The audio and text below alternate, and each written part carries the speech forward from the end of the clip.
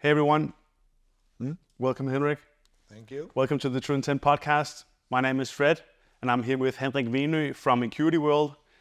Henrik, he has more than 20 years of experience within NLP, coaching sales professionals and doing leadership seminars, implementing the tools and techniques from neuro-linguistic programming. And we're here today to learn much more about what NLP is all about and get a lot of insights and perspective on how to actually work with this, because it's nothing new. And it's actually also kind of simple, but at the same time complex, because it is human beings that we're dealing with. So I'm very excited to invite everyone in here today. And with you, Henrik, we have a lot to uncover. And actually, this is just the first episode of a three-piece set where we will get the opportunity to dive deep into not just what is NLP and new NLP and but also how to work with it. How can you learn to lead yourself? And in time, how do you learn to lead others? First time I came into contact with NLP, I didn't really knew it was NLP because that was back in '86. And I was a part of rolling out a training in the Danish Scout Association. Later, 10 years later, I realized, wow, that was actually an NLP training. But back in '86, there was nobody in Denmark who knew about NLP. So the consultants who had developed and designed that program for the Danish Scout Association didn't use the NLP word. He basically put it into Danish. So it was only 10 years later, I invited an NLP master practitioner to do a one-day training for my scout leaders. I really understood the potential in that whole toolbox, skill set, mindset, or whatever you called it. And that was in, I think, '97. And my formal training started in '98, where I joined a NLP practitioner training. And from there, it just rolled on. Became a trainer in 2000. And last year, I was even certified as an NLP master trainer by Dr. Richard Bandler, one of the co-founders of NLP. And this is the NLP. You're not just doing this here in Denmark. You're traveling all over the world and working together with Richard Bandler. For everyone who doesn't know, it was the founder of NLP. And what's interesting is that you and I actually met when I was coming out here to try to sell you a stress measurement program using neurotechnology. Yeah. But we ended up doing a podcast, and I actually had the opportunity to attend one of your trainings for the personal leadership program. So even though I try to sell you, and you must have been doing something right, because it turned out to go the other way around. So for me again, I think I'm always selling and I'm never selling. Yeah. For me, that's the mindset, because I think if you go in with the mindset of selling something to somebody, you set yourself up for creating not the best experiences for other people. So I think really my ambition is almost never to sell, but very often to understand what other people really, really want and then help them get that. Yeah. And again, if I can be of assistance in helping you get what you want, now we have an opportunity to actually create real value. For me, that's how I think about it. And it's not normal, because a lot of people still want to sell, and I think it's not the right starting point, if you ask me. No. You started way back as a scout leader, but today you are managing a company called Acuity World. Can you tell us a little bit about how that came to pass? Yeah, but again, I started out being really active as a scout leader. I did a lot of training as a scout leader, but I also had that belief that you could not really have a life based on doing scout trainings, because you do that for free. Yeah. So I became a chemical engineer. I even got a bachelor in sales and marketing at Copenhagen Business School. I started a career in sales, was a salesperson, sales and marketing manager. And on that journey, I was on the outlook for skills and tools which could help me be successful as a sales manager. And that was really where I came into contact with NLP again, because I really saw that that model had a potential to really increase my communication skills. So that was my motivation for starting that journey. Then, being in the journey, I realized that, wow, NLP is so much more than communication. And that was really what ignited, you could say, my own passion for learning again. Because after I had spent, 10 years in primary school, 3 years in gymnasium, 4 years becoming a chemical engineer, 3 years doing my bachelor in sales and marketing, basically any passion of learning was totally beaten out of me. So I needed some time to recover from those years. But I think when I came into contact with NLP, it so much spoke to who I am, that I just got this passion for learning again. And I have been on that track since 98.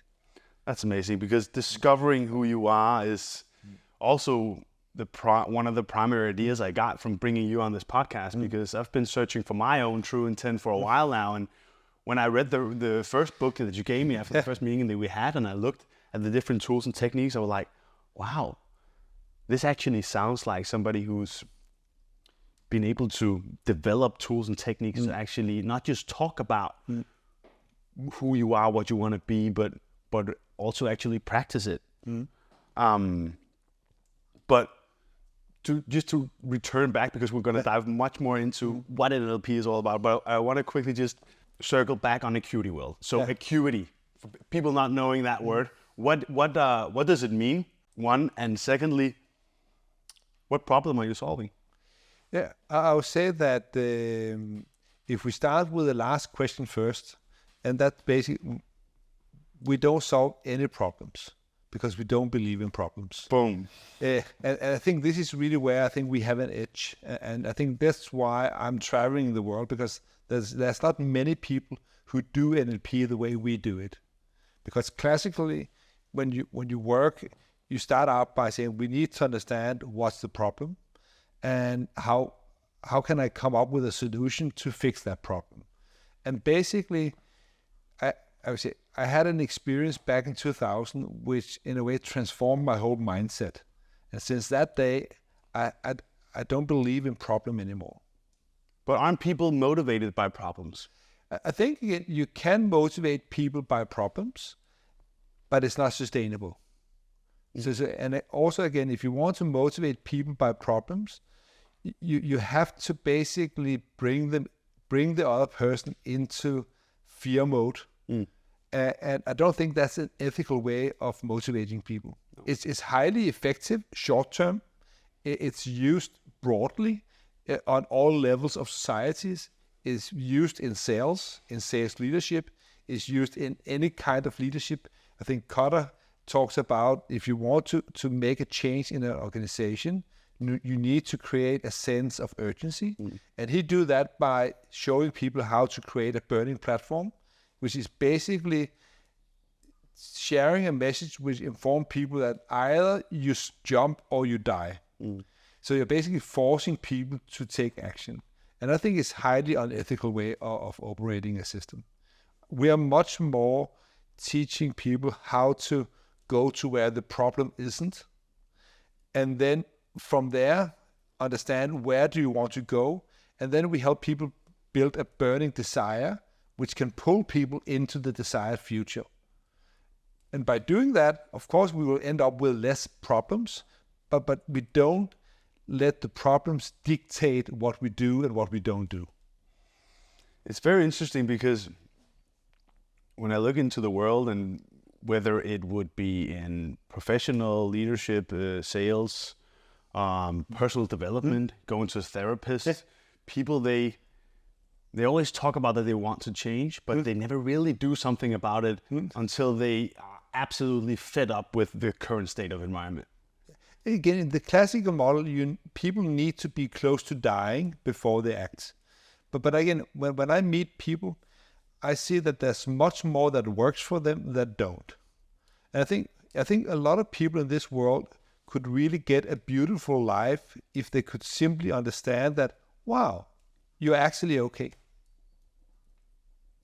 It doesn't mean that you're perfect, but you're okay. You're breathing. You have clothes. Most likely you have been eating today if you wanted to. So So actually, you're safe.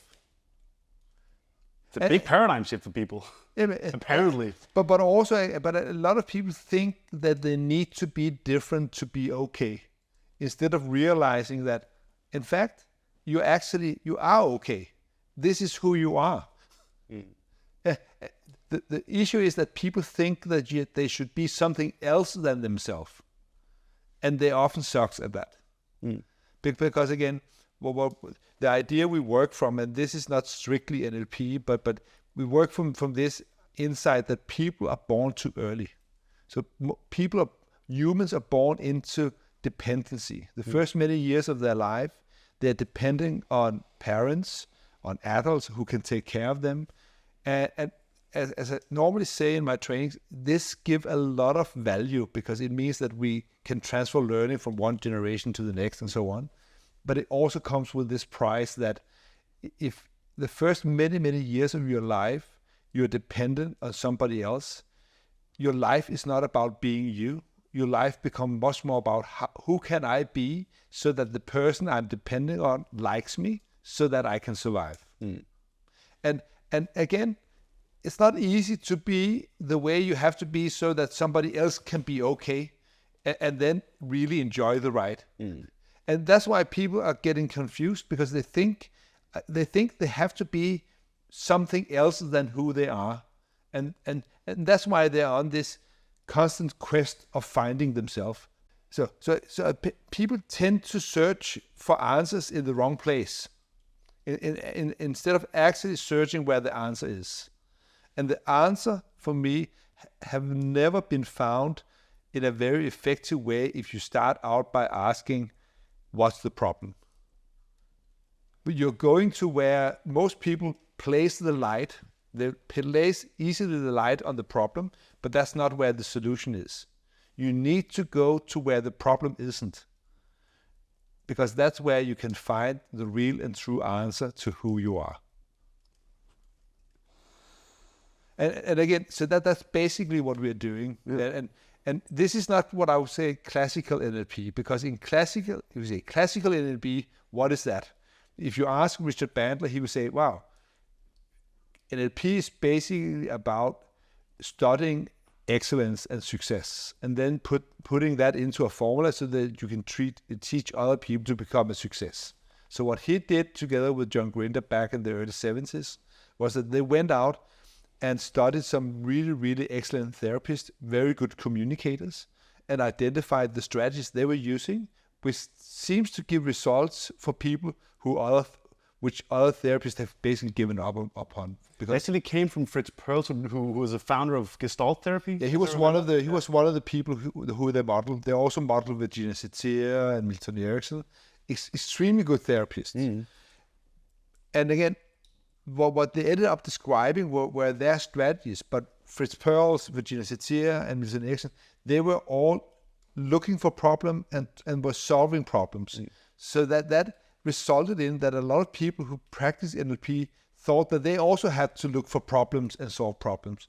I would say today, Bandler have moved more in the direction of where we are working, bringing people into a good state, and from there, bringing them into their desired state. But still a lot of people today, even in the NLP community, are working really problem-based. They don't spend a lot of time in the problem compared to other psychological tools, where they can spend 3 to 5 years dwelling into the problems. So basically, NLP spent relatively short time in problems, but since the problem is defining the starting point, you will never find the true real solution which will actually help the person become who they truly want to be. I think what we do is that we help people move into being okay as a starting point. And when they're okay and know that, wow, this is who I am, then we ask them, what do you want? Because from that position of being themselves, they have access to the real answer. I noted down here that what you do and how I believe it relates to the theme of this podcast is that you teach people who they are when they're actually themselves, Yeah. and to help them find a place in the world where they can be that person. Yes. I think that's very beautiful. Yeah. And then we do this with salespeople because we believe that if a salesperson show up at the doorstep of the customer, being themselves, being okay, they don't need anything. And a salesperson who is not needy are much better at listening to what the customer truly wants.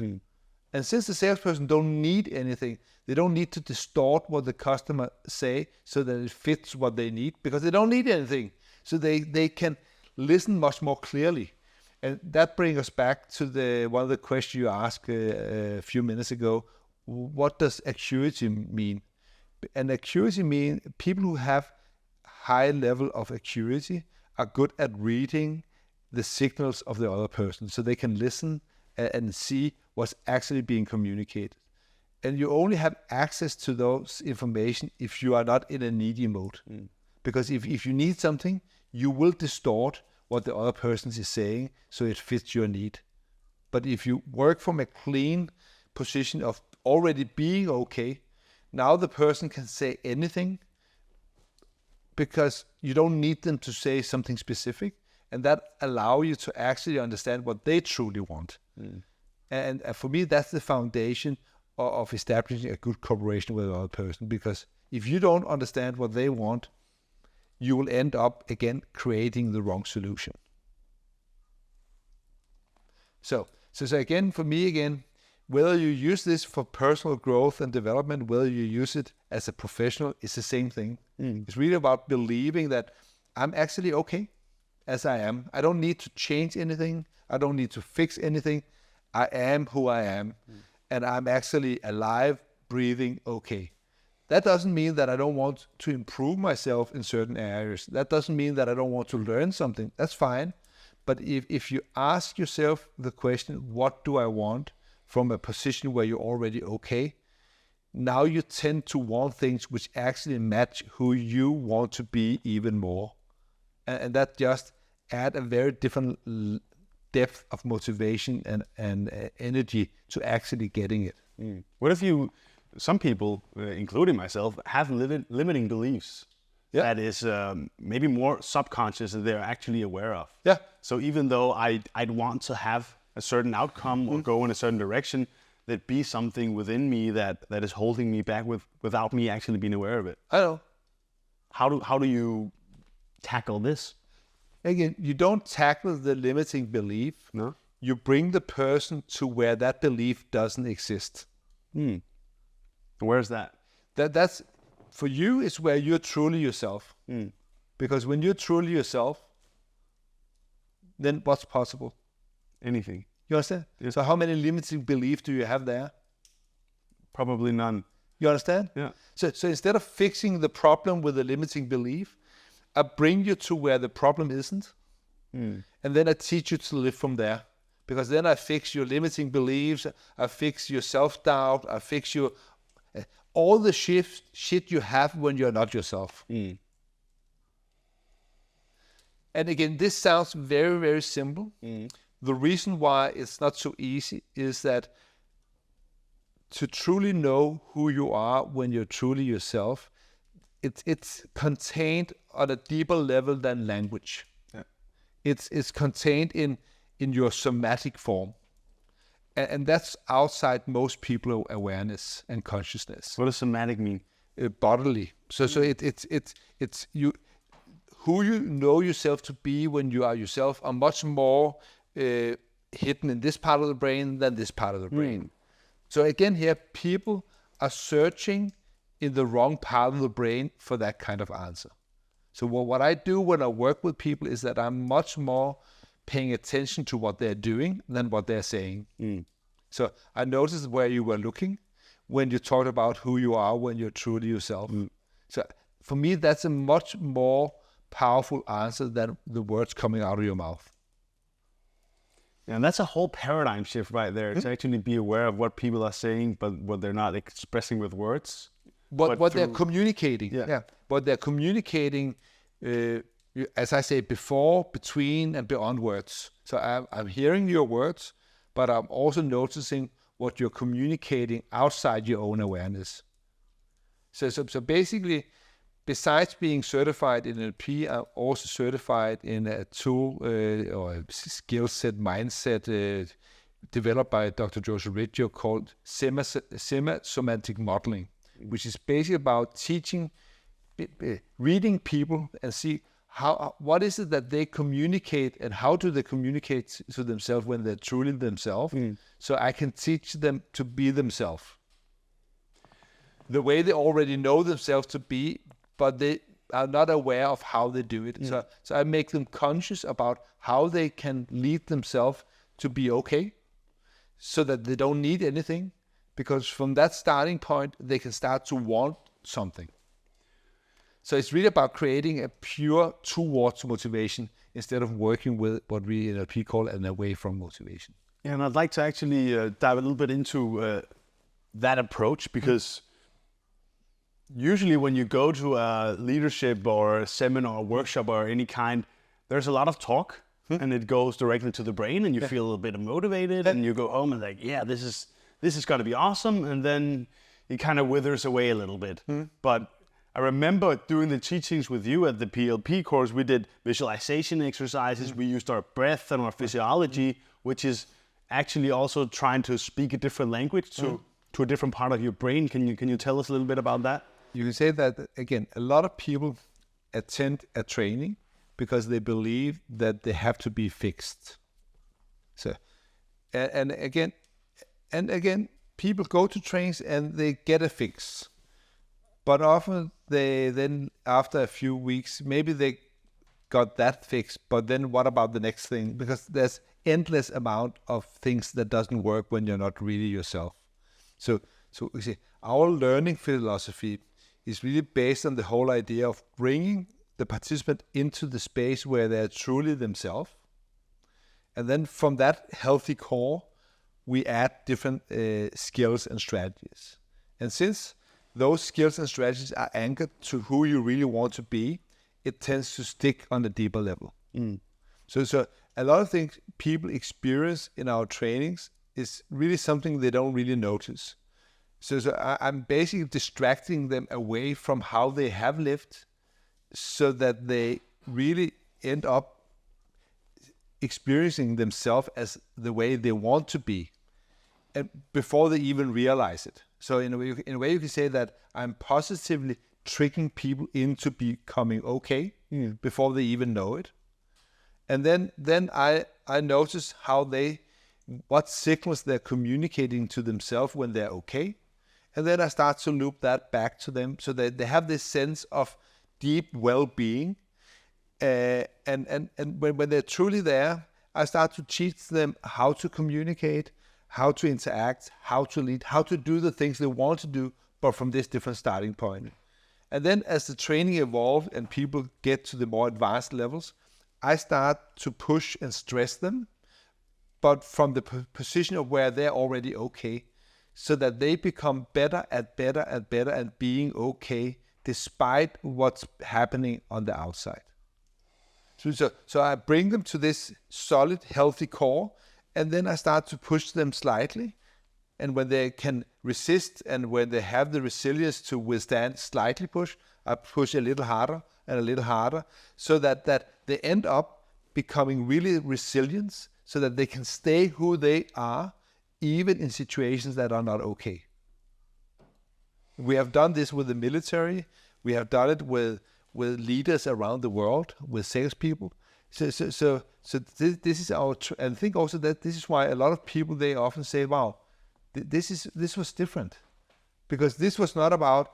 I think I had a sales director some years back said, "Wow, I really would like you to teach our salespeople to not come across as being nervous."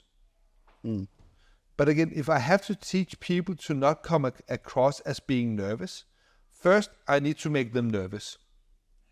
And then I need to train them to not show it. You understand? It's a crazy idea. You understand? But this is what people are asking for today. People are also asking for other crazy stuff like, you need to have a growth mindset. You need to be open, and you need to be open now. But again, But again, you cannot push a person to be open. It is like the more you push, the more close they become. So it's like even in very big organizations today, they don't understand humans and they don't treat humans as humans. So what we pay, and that's also why we call it personal selling and personal leadership. We really want to teach the participant who they are when they're okay, when they don't need anything, because from that position they start to want to learn things that can improve their efficiency when they work with the customers. And so it's really about creating this, in a way, safe space where they understand that, wow, I'm actually okay, I have skills, I have talent. Wonderful. How can I apply that in a useful way?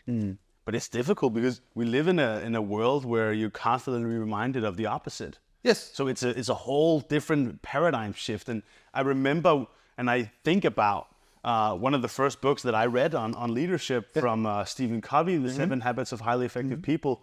And there's a lot of similarity here. And I remember him actually formulating and communicating ideas. It wasn't his own, but it was put into context of what personal leadership actually means. I remember the first 3 habits is being proactive, beginning with the end in mind and putting first things first. And I liked the stories and the frameworks, but I missed actually the steps to get there.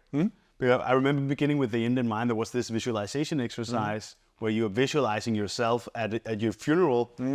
And what would your best friend say? What would your colleague say? And what would one of your family members say about you? And then reverse your life from that point. What are tools and techniques that you employ in New NLP to actually help people, guide them in being proactive, beginning with the end in mind and putting first things first? The first thing I would say is that I really also like that book, The 7 Habits of Highly Effective People, because I think he outlined some really good ideas and structures. And what he do is he do it Socratically, he do it using language. And I think that's a big limitation, because some of the answers to really being proactive, really, in a way, begin with the end in mind, really making prioritizations, is you need to understand yourself on a pre-verbal level, on a non-verbal level, or on a somatic level to really get to the right answers. Yes, because he's speaking to this part of our brain, the thinking brain that we use 95% of the time. But with the physiology, with the breath and the visualization exercise, you speak to a different part of the brain. Yeah, I think with the breathing exercise, you are starting to access the body. So I think that can be a very good gateway into accessing who you really are. So, but I don't think he talks so much about breath in his book. Not at all. But it's really, he's talking to the frontal lobes and to the rational brain. Yes. And I think it's a very good introduction to personal growth and development. And I see a lot of people who don't really get it because they think they can think themselves to a better life. I would say you need to somatically make a shift so that you get into the right emotional state, because the emotional state is creating the frame within which thinking occur. And if you're not in the right emotional state, you cannot think the right thought the right way, and then you will not end up with the right behavior. So it's really about how to shift the basic configuration of who you are, so that you know how to basically non-verbally lead yourself to become yourself. And then from there you can start to think and act so that you end up creating the life you truly want. But a lot of people got it the other way around, but they believe that they have to use their thoughts to direct their lives, where subconsciously it's actually the emotions running the show. Yeah, for most people are not even thinking their own thoughts. That's the tragedy of this. Most people not even know they're not thinking their own thoughts. Most people are thinking the thoughts which have been put into them the first many years of their life. The programming. I read that the first time in 7 Habits as well. Yeah. And now we're here to reprogram in the direction that we would like to go. In a way, you can say that we are doing a fundamental reboot. Yeah. So we in a way bring people back to before the programming, and then we install new programs, but on the healthy core. That's what we are doing, to put it very simply. And I know it sounds a little strange, but it's actually very simple and not easy. And the reason why it's not easy is that people are different. So I don't have a script I can use with everyone. I have a process I can use with everyone, but I need to adapt it to the individual I'm working with. Yeah, and basically taking your power back, and as an individual, we have a tendency as humans to say it's everybody else's fault, because then I don't have to take ownership of this. Yeah. And we're controlled about our own emotional triggers. We try to, that's a pattern of our behavior, but we try to blame other people for the way we're feeling. Yeah. But could we talk a little bit about that part of our brain? Because what I found very interesting with the approach of new NLP is the excitatory state, starting where the problem is not, versus the inhibitory state. Because in therapy, you go to the inhibitory state, you actually activate parts of your brain in the amygdala. It's the fight and flight response, and the more you dig into those things that really hurt you, the more you're going to be anchored in a state that's afraid. Yeah. So the perspective of starting in a different place, how do you help people do that? I think if you take a step back, so basically we work from this idea that you can basically be in two different neurological states. And you say there's the inhibitory, the closed state, where you are basically in this survival mode, fight, flight, freeze. And when you're in this mode, first and foremost, you are thinking very short-sighted. So it's really everything is now and here, and it's also where you are very good at identifying what's not working, the problems, and basically what you end up will be a problem-solving machine. And it's maybe you solve a problem, but that doesn't mean that you end up with the life you want. You just end up with a life with one less problem. But what we are saying is that there's a way to shift your fundamental mood state, so that instead of starting in this survival mode, in this negative mode, you can learn how to lead yourself so that you can move yourself into what we call the green state, where you are in an not excited, but in an open neurological state where you focus on what's possible. And from that starting point, you can see different futures. And let me explain why. It's simply because when you're in a negative state, you tend to remember negative memories, and it's basically the negative memories in the hippocampus which are being projected into this part of the brain, which create the outlook for your future. But if you project negative memories into the future, you will also get a shitty future. So what we do is that by shifting the emotional state into an open, positive state, now you will have access to positive memories, which then again will be projected into your future and creating a more positive future. So again, if you don't master your emotional state, if you cannot lead your emotions, you cannot influence which memory you will access. And if you cannot influence that, you will not be able to envision the life you truly want. You will simply only be able to envision the life without one more problem. And I think this is how most leaders, this is how most therapists or coaches are working. Sometimes I say they fuck people up faster than they can do themselves, because they simply bring them to a position where they don't want to be faster than they can do themselves. So what I do is that I basically, in a way, reboot the system, bring people back to the point before socialization. And then from there, I help them believe that they can actually be successful as who they are. And then from there, we start to identify, where would you like to go? So what is your desired state? And then I help them move from what's working to what's fantastic.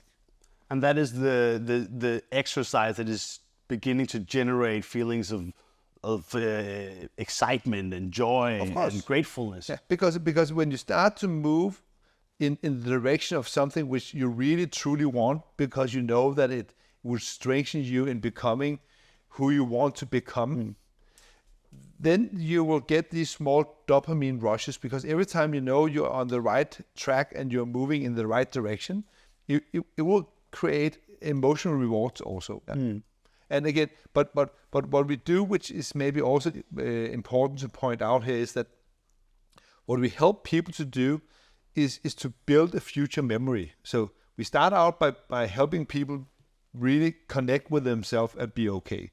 From this position, they get access to really dreaming the true dream. But we are not only leaving them sitting here looking at the dream, we bring them into the dream and beyond. So we, and this is where we use the NLP technique, is to mentally guide people into the future where they have already realized the dream they are having, so that they get an experience of already being in the dream. So we basically install a memory of already having the dream before you get it. Because your brain can't really tell the difference between what you're imagining and feeling from the imagination and what you're actually experiencing in the real world. The brain doesn't really understand the difference between a past dream, a past memory, and a future memory. So in a way, it's as though it already happened, just not yet, as Joseph phrased it. And in a way, that tends to not only get commitment from the people we are working with, but it also tends to give compliance. They start to take action, because if they don't act, they have to give up what they think they already have, and that's not easy. No. So we basically install a very, very powerful compulsion in people, which allow them to move in the direction they want. It's exactly the same thing we teach salespeople to do with customers. And this is why I say that most likely we are having the only truly ethical sales model in the world. Most other sales models are really based on the idea of scaring people in to take action and buying shit from you, even if it's not good for them. Well, what we are doing is that we are helping customers realizing their dreams by the help from us. If there's a fit. If not, we don't. And that's the beauty of sales, actually, because you cannot have an organization without sales. Nope. But if you also don't have a product that you believe in, how do you know if you believe in a product? Well, you need to know or believe in yourself to a certain point to actually be able to say, this is something that I believe in, and I want to push it forward. And so from the personal salesperson point of view, of course, they need to understand who they are. And they need to understand the product or the service I'm providing. Does that allow me to be myself? And if not, find a different job. Exactly. If yes, now you have a really strong starting point. Yeah. Because again, you understand that what you bring to the world is something which allows you to be yourself. This works very well with good products that actually create real value. This is a shitty model if you sell shitty products. Yeah. And I think maybe there's been sold a lot of shitty products throughout the times, and now we've reached a certain point where I would say there's still a lot of shitty products being sold. Yeah. And there's still a lot of unethical business in this world. And again here, but also a lot of competition. Yeah, of course. But I would say that again, what we help people is to bring them to a position where they can make a real choice of where they want to spend their time. And I believe that you don't have to work for a company selling shitty products. Exactly. If you want to actually have and create a positive impact, then maybe spend some time finding a product which actually create value. And there's plenty of them out there. We work for companies who do instruments for hospitals, which allow doctors to really save lives. I think that's a good product. We are also helping other companies working with laser, creating lights so that you can make really advanced microscopes, which again can create a lot of value. Helping people do what they do best. So I want to try to go in this direction that most people have no control over their emotions and they react habitually. And that's the limiting beliefs or habitual patterns of thoughts and emotions that we've talked about. But how can somebody begin to replace some of these negative beliefs or emotions that they are continuously feeling like they've been practicing every day when they wake up? Because when we look at our phones, I saw an article yesterday about a young girl that using a filter from the TikTok app, and she's being reinforced and she's not good enough. So it takes a lot. How do you help people? What's the initial step to get out of this frame and begin to feel the more positive emotions? I think first and foremost, I don't never have an ambition of trying them to fix the negative belief or the negative emotion. What I do is I help them to go to where they have the emotion they truly want to have. And so I do that by, for instance, asking them about something they like to do. I can ask them about are there something in your life you enjoy doing and which actually give you energy when you do it? And most people have things and then sometimes, but should it be something I have done recently? Not necessarily. But then they find a memory 15 years back where they still were doing things they like to do. And then I have them share an experience of doing that, because it's very difficult for a person to share a positive experience without going into a positive emotion. And then what I do is, while they are sharing this positive experience, I read their nonverbal cues, the cues they're sending to themselves, which allow them to remember that experience.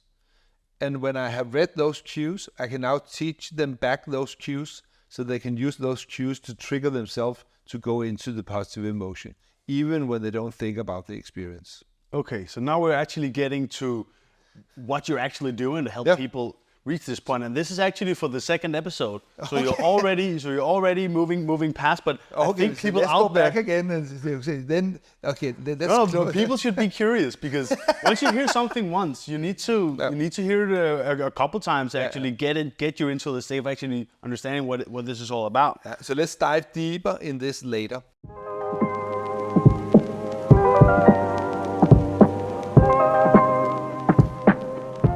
So Henrik, now we've covered NLP in a broad term, but also we've dived a little deeper into different topics of how we've actually worked with it. And I hope everyone out there is becoming more curious about this, because I know that I was when I heard it the first time. But we want to go a little bit deeper, because this is like a paradigm shift. Because in the next episode, we'd like to go deeper into what are actually the suggestions to start working with this.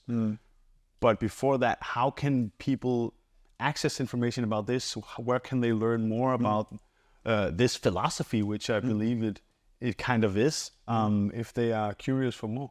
Yeah, I would say that there's a lot of books out there. There's a lot of products, and I would say that if you want to know something about, you say, the classic NLP, there are a few books of Richard Bandler I really would recommend. There's especially one called Using Your Brain for a Change, which is a very good beginner's book if you want to dive into that. And then from there's many more books. But I think for me that would be a good place to start. If you want to know more about new NLP and the way we do it, then there's the Do What You Do Best, Volume 1 and 2. I like this one. Yeah, which really give this whole idea about why do we start where the problem isn't, instead of starting with the problem, and where do we have that idea from. So I think that can also be a very good place to get some kind of insights.